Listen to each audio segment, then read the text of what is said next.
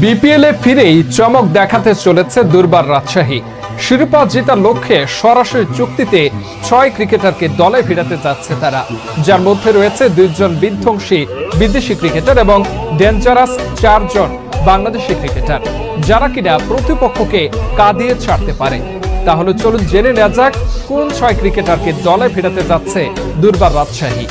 ভিডিওর বিস্তারিত থাকছে প্রতিবেদনের বাকি অংশে। ১. Andre Russell. এই বিধ্বংসী অলরাউন্ডারের আগেও রাজশাহীর হয়ে বিপিএল খেলেছে এবং তার দল রাজশাহীকে বিপিএলের শিরোপাও জিতিয়েছে। এবারের বিপিএলে কুমিল্লা না থাকায় তাকে সরাসরি রিটেইন করার সুযোগ পাচ্ছে দুর্বার রাজশাহী, এমনটাই জানিয়েছে রাজশাহী দলের মালিক পক্ষ। ২. Rilee Rossouw. সরাসরি চুক্তিতে এই আফ্রিকান ব্যাটারকেও দলে ফেরাতে যাচ্ছে তারা। টি-20 ক্রিকেটে দুর্দান্ত খেলে থাকেন তিনি। রাইলি রুশো এর আগেও কয়েকবার বিপিএল খেলে গেছে, এবার তাকে দেখা যাবে দুর্বার রাজশাহীর জার্সিতে। ৩. সাব্বির রহমান। সরাসরি চুক্তিতে দেশি হার্ড হিটার ব্যাটার সাব্বির রহমানকেও দলে নিচ্ছেন তারা। গত বিপিএলে দল না পাওয়া সাব্বির রহমান অতীতেও রাজশাহীর হয়ে মাঠ কাঁপিয়েছেন, খেলেছিলেন ১২২ রানের বিধ্বংসী ইনিংস। এবারও তাকে দলে নিচ্ছে রাজশাহী। ৪. লিটন দাস। কুমিল্লার হয়ে মাঠ মাতানো লিটন দাসকে রিটেইন করবে দুর্বার রাজশাহী।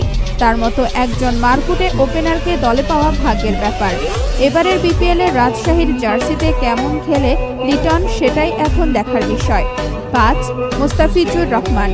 পেস বোলার মুস্তাফিজুর রহমানকেও দলে ফেরানোর সুযোগ পাচ্ছে রাজশাহী, কেননা কুমিল্লার অংশগ্রহণ না করায় সেই দলে থেকে কয়েকটি প্লেয়ারকে রিটেইন করতে পারবে রাজশাহী। রাজশাহীর মালিক পক্ষ তাই দলে টানছেন কাটার মাস্টার খ্যাত ফিজকে। ৬. তাওহিদ হৃদয়। সময়ের অন্যতম সেরা এই ব্যাটারকে যে কোনো দলই চাইবে দলে ফেরাতে। গত বিপিএলে কুমিল্লার হয়ে দুর্দান্ত পারফর্ম করেছেন তিনি, যার ফলে তাকে দলে ফেরাচ্ছে রাজশাহী। এবারের বিপিএলে রাজশাহীর জার্সিতে ঝড় তুলতে দেখা যাবে তাওহিদ হৃদয়কে। দেশের বিভিন্ন গণমাধ্যম থেকে এমনটাই জানা গেছে।